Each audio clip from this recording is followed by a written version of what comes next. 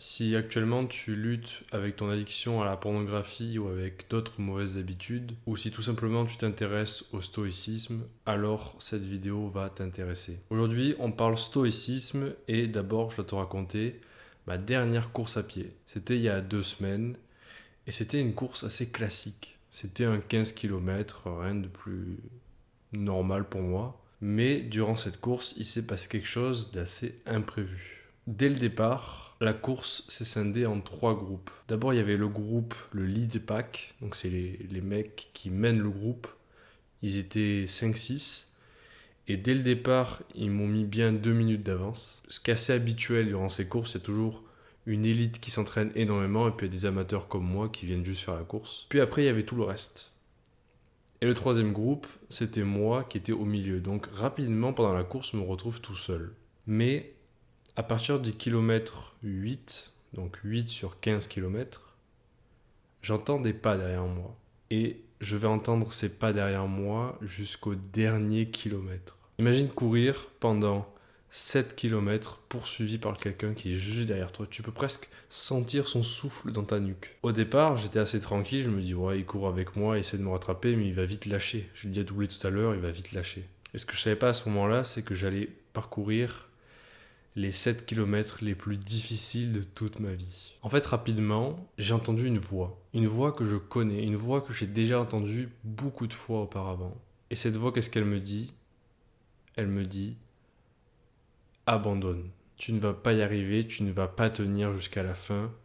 Laisse-le passer et ça ira mieux pour toi, tu seras plus détendu et tu pourras courir tranquillement jusqu'à la fin. Mathieu, arrête-toi. Mathieu, arrête la course. Mathieu, tu n'es pas fait pour courir, tu es nul. Et le pire, c'est que les vrais supporters, les vrais gens qui étaient là, au long de la route, ils faisaient l'écho de cette voix.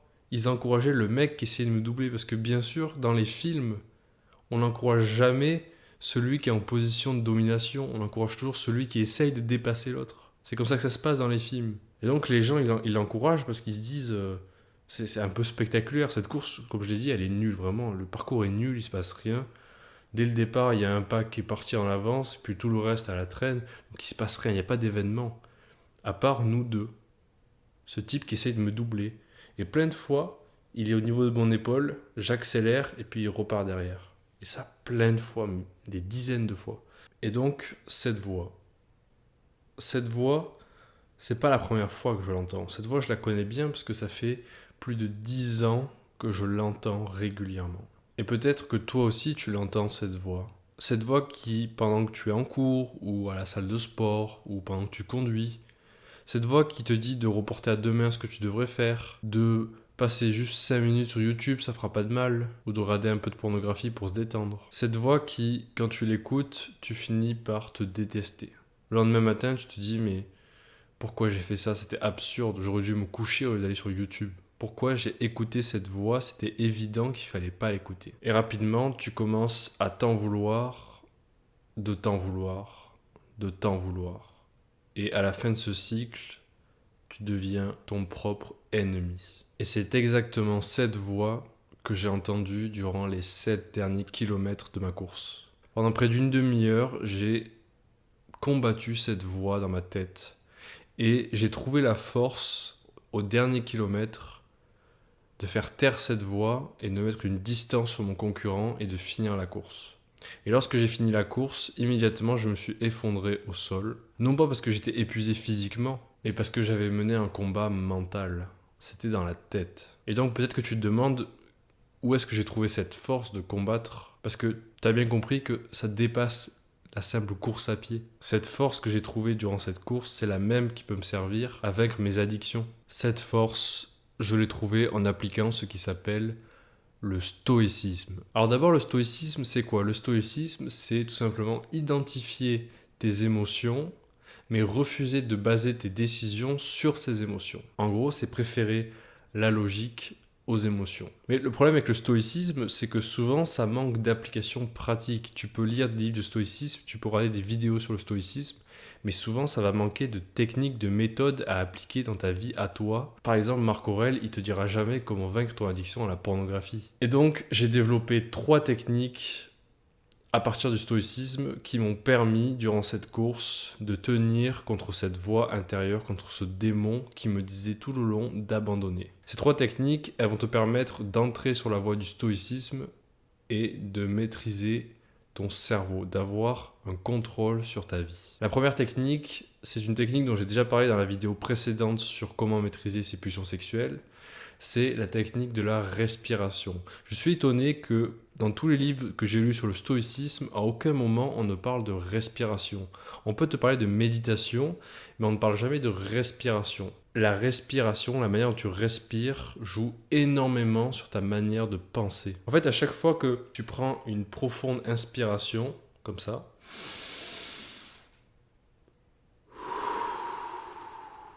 eh ben ça oxygène le cerveau. Et lorsque le cerveau est oxygéné, ton champ de vision s'élargit. Prends l'exemple contraire. Quand tu te noies, bon, j'espère que tu t'es jamais noyé, mais quand tu te noies, quand tu manques d'oxygène, ton champ de vision progressivement se rétrécit. Jusqu'à devenir juste un petit point. Ah ben là, c'est l'inverse. Quand tu prends de la respiration, ton champ de vision s'élargit. Et donc, quand ton champ de vision s'élargit, tu prends de la distance sur tes émotions, sur l'instant présent, et tu vois les choses dans leur globalité. Un autre truc à retenir pour la respiration, c'est que il y a 2 méthodes pour respirer. Soit tu peux respirer avec une inspiration plus courte que ton expiration, comme ça. Et là, dans ce cas-là, tu vas activer un mécanisme de détente. Et à l'inverse, si tu inspires plus longtemps que tu expires, là, tu actives le système de stress, de cortisol, et donc tu es plus actif.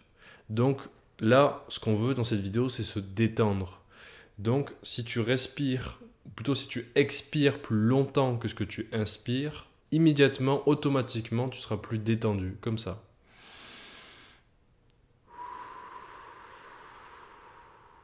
Voilà, ça c'était la première technique et ça m'a beaucoup aidé durant ma course à pied parce que justement, j'ai un problème dans mes courses à pied de respiration. Je respire très mal, on dirait une locomotive.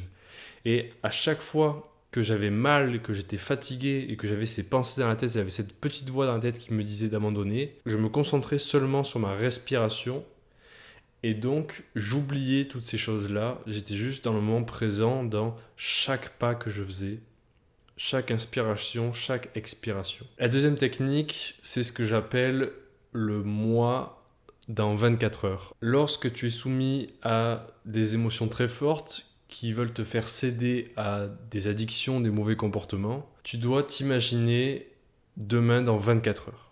Tu dois imaginer ton futur toi.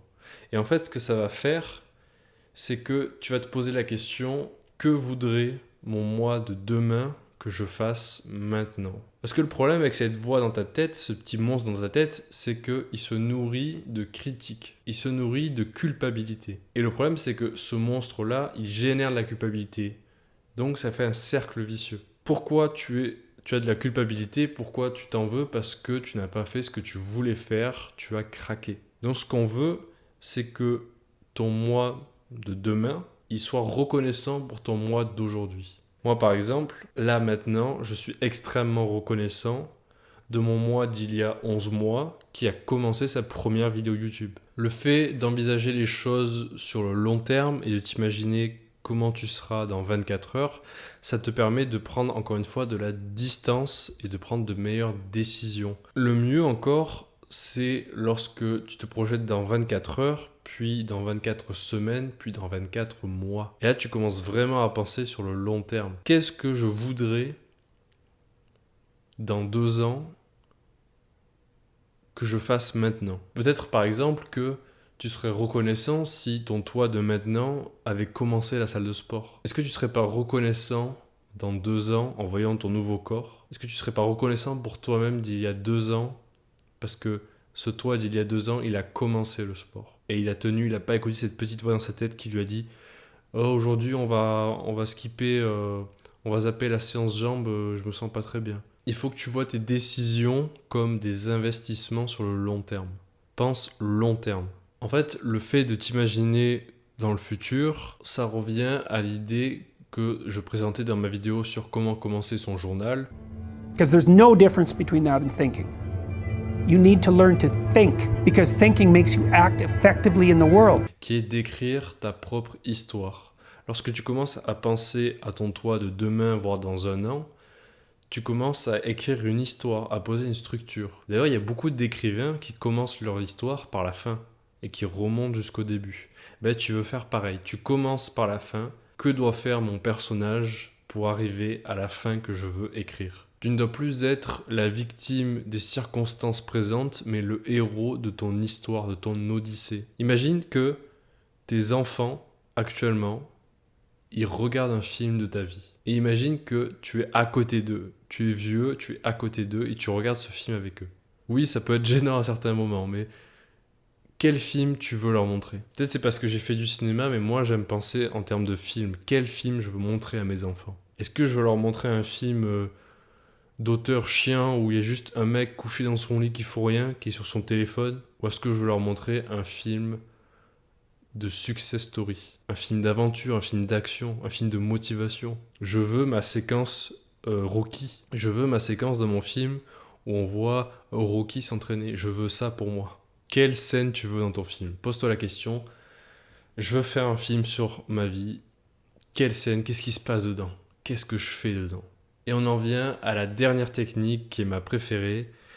C'est celle du plus grand fan. Tu dois devenir ton plus grand fan et non pas ton pire ennemi. La plupart des gens ne comprennent pas ce que ça veut dire être son plus grand fan. Un fan, c'est pas seulement quelqu'un qui t'encourage tout le temps, qui aime tout ce que tu fais même si c'est nul et qui est aveugle à l'objectivité. Un vrai fan, c'est quelqu'un qui te soutient dans tous les moments, même les plus difficiles, même lorsque tu échoues. Mais aussi c'est quelqu'un de très critique et qui a beaucoup d'attentes, qui a des standards, qui a de l'ambition pour toi. Imagine, je sais pas, un artiste que tu aimes bien, un rappeur ou un chanteur, un artiste musical que tu aimes bien. Si il fait un album de merde, tu vas être très critique. Tu vas être peut-être plus critique que moi qui suis pas fan et qui vais juste écouter, qui va dire ok c'est nul, mais bon c'est pas grave.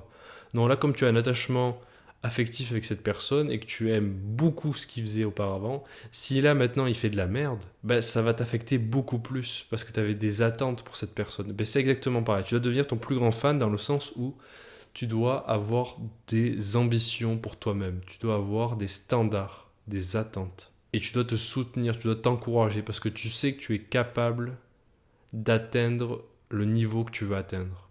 C'est ça être son plus grand fan. C'est pas être narcissique et tout le temps s'aimer même quand on fait de la merde. C'est poser des standards hauts et toujours s'encourager. Tu dois être ta pom-pom girl dans les moments difficiles. Tu dois être ton meilleur ami. Et cette technique, c'est ma préférée parce que c'est celle avec laquelle j'ai eu le plus de mal pendant ma vie. Durant les 2 dernières années, on va dire les 3/4 du temps, j'ai été dans la solitude la plus complète. Et s'il y a bien une chose que tu dois apprendre lorsque tu es tout seul, c'est à apprécier ta propre compagnie. Depuis tout petit, je suis très critique envers moi-même. Comme si, quand je faisais quelque chose, j'étais en même temps là derrière et je regardais comme ça et je critiquais tout ce qui allait pas, à voix haute. Et depuis que je suis seul, j'ai appris, et c'était très difficile, mais j'ai appris à apprécier ma compagnie et à savoir être à la fois exigeant et en même temps être mon plus grand fan, mon supporter, même quand je fais de la merde. Donc pour résumer, les 3 techniques vers une vie plus stoïque, vers le stoïcisme. D'abord, tu as la respiration. Tu dois respirer à plein poumon, tu dois remplir ton ventre, tu dois respirer comme quelqu'un qui est vivant, pas comme quelqu'un qui est poursuivi comme une antilope, comme moi je me sentais durant cette course à pied, qui est comme ça. Non, tu dois te concentrer sur ta respiration. T'imagines pas à quel point ça peut te faire du bien de te concentrer sur ta respiration et de bien respirer. Je crois que je vais en parler encore dans beaucoup de vidéos, mais la respiration, c'est quelque chose d'exceptionnel. Vraiment, je pensais pas que ça ferait autant de résultats chez moi. La deuxième technique, c'est ton moi dans 24 heures. Et si tu as du mal à te projeter, parce que au début, c'est difficile de se projeter, surtout pour 2 ans. Si tu as du mal à te projeter, tu peux te projeter par exemple dans 1 heure. Et si tu as toujours du mal, ça marche pas, tu peux faire l'inverse. Tu peux te projeter 24 heures en arrière. Comment tu te regardes en 24 heures en arrière? Est-ce que tu t'en veux? Est-ce que tu en veux à cette personne que tu étais il y a 24 heures? Ou est-ce que tu es reconnaissant pour cette personne? À partir de là, tu peux imaginer ce que ça fait dans 24 heures. Et au début, on commence par 24 heures parce que faut que ça soit le plus direct possible, le plus impactant. Dans 2 ans, c'est trop abstrait. C'est pour, on va dire, les grands penseurs. Mais concentre-toi d'abord sur 24 heures. Est-ce que demain, tu assumeras le fait, par exemple, que tu as passé 4 heures sur YouTube au lieu de faire ton travail? Là, maintenant, peut-être que t'as pas envie de faire ce travail, t'as la flemme, tu te sens pas bien et tu te dis c'est pas le moment, demain je serai plus énergique, je serai plus en forme. Mais est-ce que demain tu assumeras cette décision? La troisième technique, c'est être ton plus grand fan. Tu dois être ton supporter dans les moments les plus difficiles. En fait, il faut bien que tu comprennes que si t'es pas ton plus grand fan, personne d'autre ne le sera à ta place. Personne d'autre ne va te sortir de ta situation à ta place. Moi, je fais ces vidéos pour t'aider. J'essaie de t'aider le mieux possible. Mais je ne vais pas faire les choses à ta place. Je ne vais pas vaincre ton addiction à ta place. Je ne vais pas aller à la salle de sport à ta place. J'essaie de t'aider au mieux, mais il faut que tu comprennes que dans ce monde, c'est toi contre le reste du monde. C'est toi contre toute la planète. C'est toi contre 7 milliards et quelques de personnes. Je veux pas que tu te sentes seul. C'est pas toi contre toute la terre entière qui veut te tuer. Mais il faut que tu comprennes que tu es le seul qui peut te sauver. C'est toi, allez, c'est toi et ta mère contre le reste du monde. Mais ça reste pas beaucoup. Et donc, déjà d'une part, tu dois soigner tes relations avec ta mère. Mais surtout, tu dois avoir une relation saine avec toi-même. Tu dois arrêter d'être ton pire ennemi. Parce que, je vais être honnête, même quand tu es ton plus grand fan, tu restes ton plus grand critique, tu restes ton pire ennemi. Parce que cette voix dans ta tête, elle disparaîtra jamais. Honnêtement, j'ai plusieurs hypothèses sur d'où vient cette voix. Peut-être que c'est le cerveau gauche et le cerveau droit qui fait qu'on est toujours en conflit dans la tête avec différentes pensées, différentes possibilités. Ou peut-être que c'est ce que les Grecs appelaient le daimon, c'est ce petit dieu, ce petit démon dans ta tête qui te donne des conseils. Et pour les Grecs, pour certains Grecs, c'est des bons conseils, et pour d'autres, c'est des mauvais conseils. Honnêtement, je sais pas ce que c'est cette voix dans ta tête qui te dit de faire des choses que tu devrais pas faire et que tu veux pas faire. Mais elle disparaîtra jamais vraiment. En revanche, tu peux apprendre à l'identifier et à la faire taire, à ne pas l'écouter. Et c'est en pratiquant ces 3 exercices que je t'ai donné dans cette vidéo que tu vas grandement améliorer ton contrôle sur ce petit démon dans ta tête.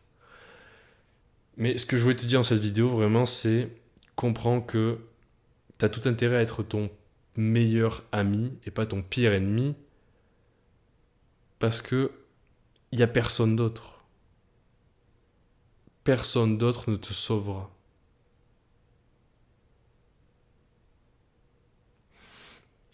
Maintenant, moi, j'essaie de faire de mon mieux pour t'aider. Parce que c'est pas facile quand t'es seul, je sais, moi-même, des fois, je me sens très seul. C'est pas facile. Mais tu seras, tu seras pas mieux si t'as des amis, mais que tu n'es pas ton meilleur ami. En fait, même si tu as des amis, même si tu as une copine, tant que tu n'es pas ton meilleur ami, tant que tu es ton pire ennemi, que tu es tout le temps critique envers toi-même, et toujours dans ce cycle de culpabilité, ça changera rien. Aucun ami, aucune copine, aucune voiture de luxe, aucun argent ne changera ça. C'est essentiel, je dirais même c'est l'étape numéro 1 du développement personnel. Ça y est, j'ai trouvé l'étape numéro 1 du développement personnel.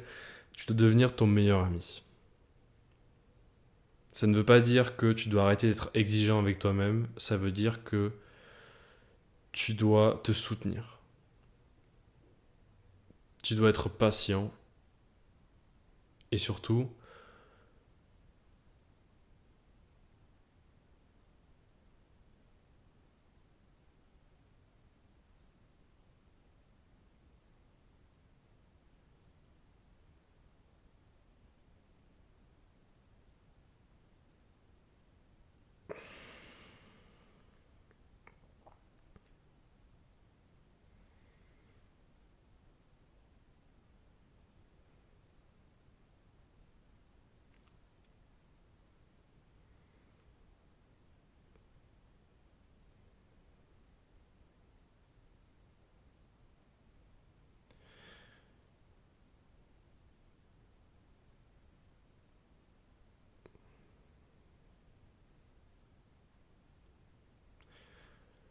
Je sais que ça doit paraître bizarre d'un coup d'avoir cette pause dans la vidéo, surtout que j'étais sur le point de conclure.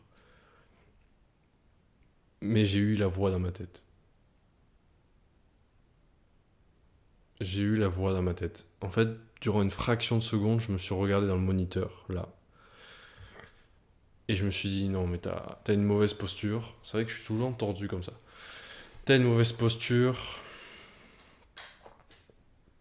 Ça va faire 1 an que tu fais des vidéos sur YouTube. Il se passe pas grand chose. Ta croissance, c'est pas. Je gagne des abonnés, c'est bien, mais il n'y a pas vraiment de changement dans ta vie. Tu parles tout seul dans ta chambre.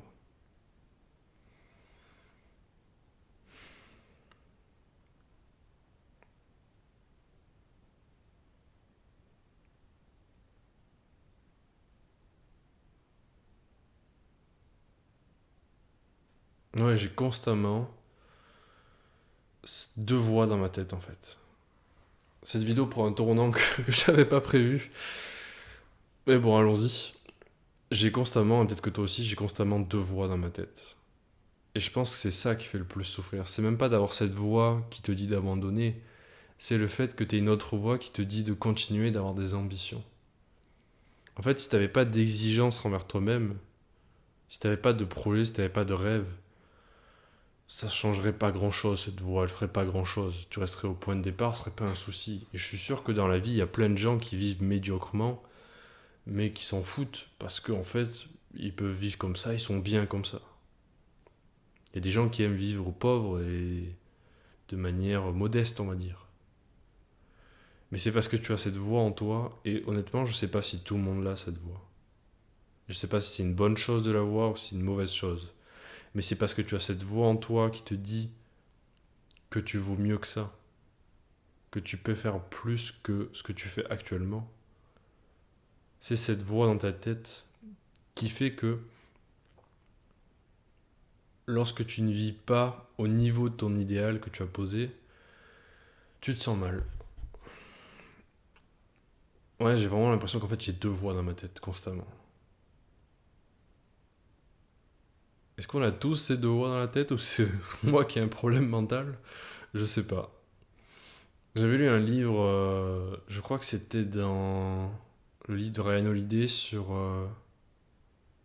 la discipline.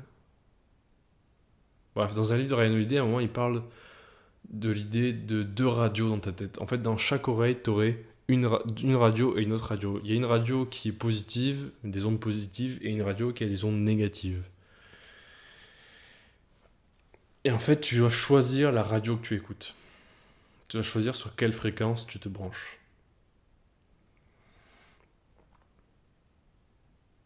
Donc je pense qu'on va conclure cette vidéo comme ça. Sur quelle fréquence tu choisis de brancher ton cerveau? Quelle voix tu décides d'écouter? Et je dis pas que tu peux juste te brancher sur une fréquence, la fréquence positive, et que tout ira mieux. Forcément, cette voix, elle va réapparaître à plusieurs moments. Mais à chaque fois que tu résisteras à cette voix, tu vas accumuler de l'expérience et surtout, tu vas développer ta résilience. Et cette résilience, elle va te permettre de résister de plus en plus longtemps. C'est pour ça d'ailleurs que je fais de la course à pied. Essentiellement, aujourd'hui, si je fais encore de la course à pied, alors que je veux être en prise de masse, donc c'est pas vraiment dans mon intérêt, c'est parce qu'à chaque fois, dans les moments difficiles, je développe de la résilience, je me dépasse. C'est le moyen le plus efficace, le plus rapide, le plus simple et évident pour me dépasser et construire ma résilience. Et oui, je vais le dire, en fait, la course à pied, ça a changé ma vie sur ce point-là, je suis beaucoup plus maîtrisé. Mais ça ne veut pas dire que la voix disparaît. Donc voilà, c'était les 3 techniques qui vont te permettre de commencer à être plus stoïque dans ta vie et surtout à reprendre le contrôle sur ton cerveau. Si cette vidéo t'a plu, tu peux laisser un j'aime ou commenter ce que tu penses sur le sujet. Ça m'intéresserait beaucoup de savoir si le stoïcisme t'intéresse, si tu voudrais que j'en parle plus dans d'autres vidéos. Et par exemple, si le stoïcisme t'a aidé pour ton addiction à la pornographie, c'est des choses que j'aimerais savoir vraiment. Et sinon, si tu aimes en général qui je suis, comment je parle, de quoi je parle, tu peux t'abonner à cette chaîne parce que je compte publier d'autres vidéos pendant encore très longtemps. Voilà, c'était tout pour aujourd'hui. Salut!